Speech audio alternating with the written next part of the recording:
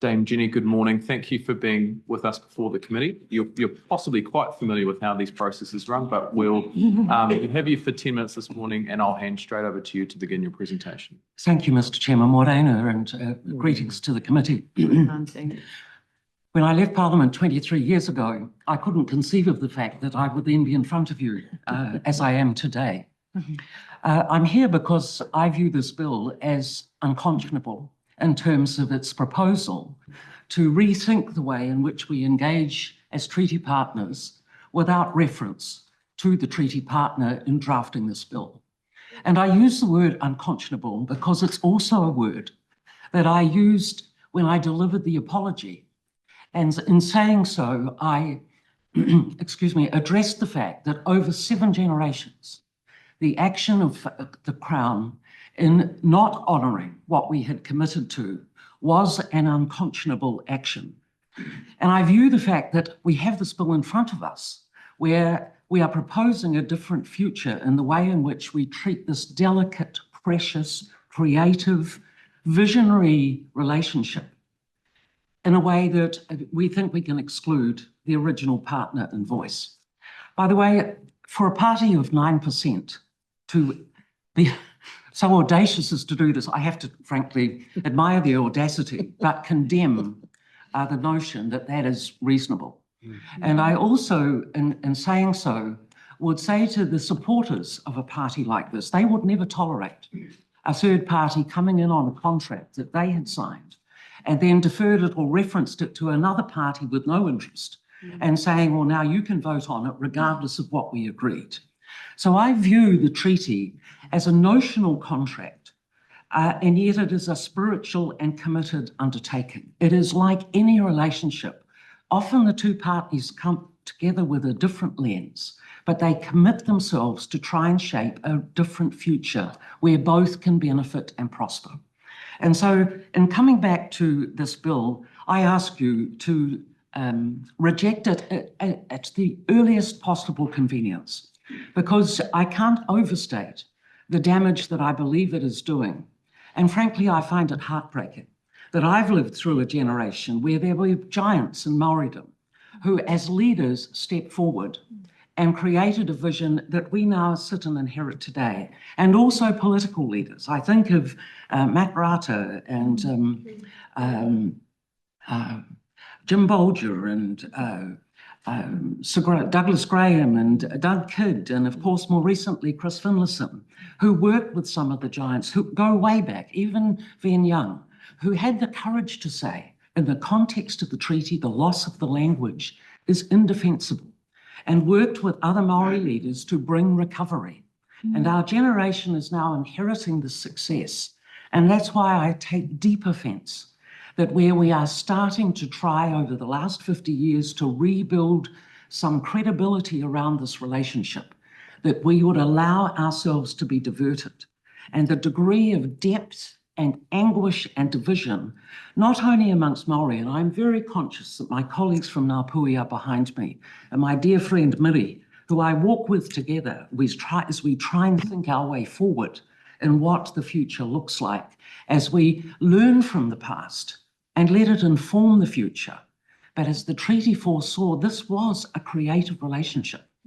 For those who doubt what was intended, I note our colleagues from Ngāpuhi have talked about the call. The call went right back to 1831, where there was a need for protection and a degree of order, but still a desire to cherish the cultural difference that made us unique, but find a way to blend it together.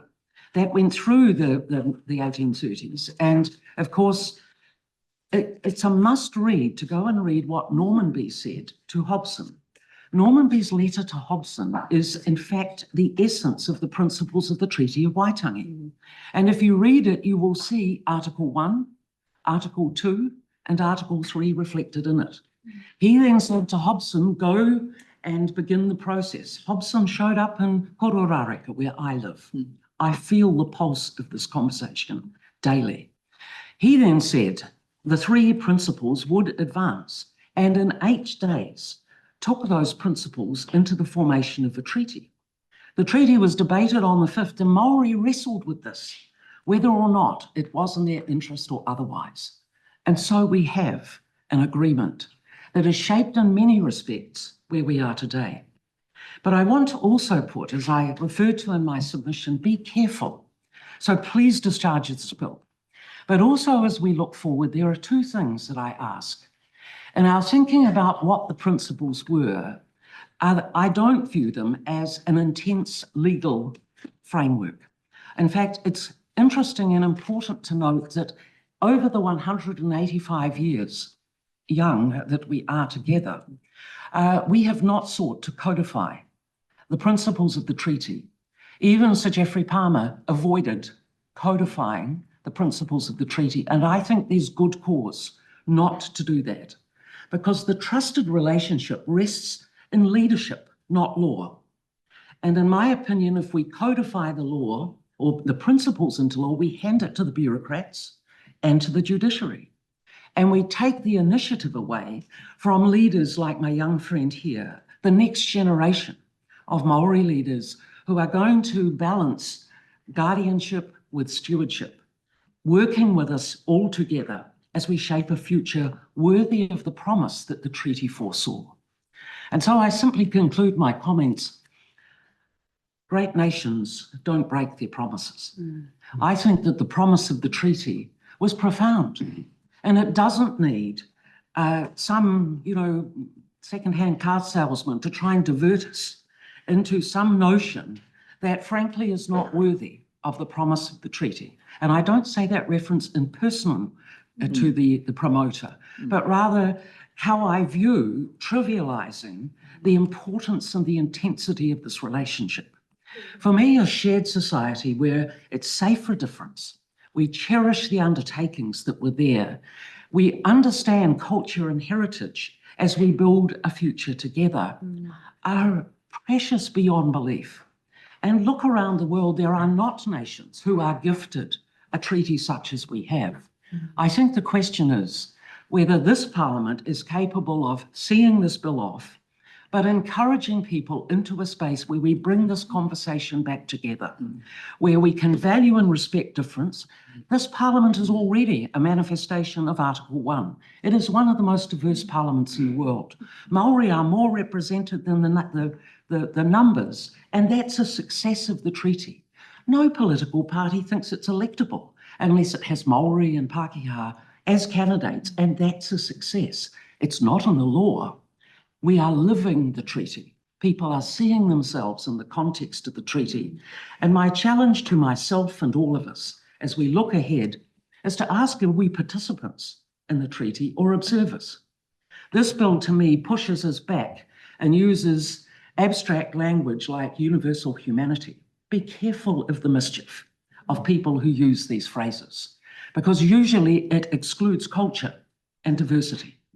And I don't believe, I value the difference that I can bring to a conversation alongside my male peers. God, I fought for that over the 20 years that I was observing and then being part of the Parliament. So I ask you, take care, but also as political parties, as leaders of Maori, let's come back to the table, not get locked in our silos where it's an echo chamber and we are not fulfilling the promise that the treaty offers us and shaping a future that is worthy of the treaty itself. Thank you. Thank you, Dame Jenny.